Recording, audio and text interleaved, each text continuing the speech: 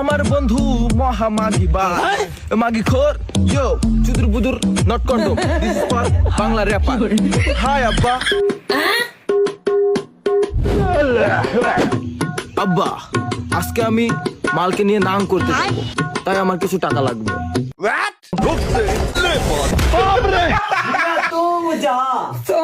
শালা সরে বাচ্চা কথা বলার কোনো ভদ্রতা নেই।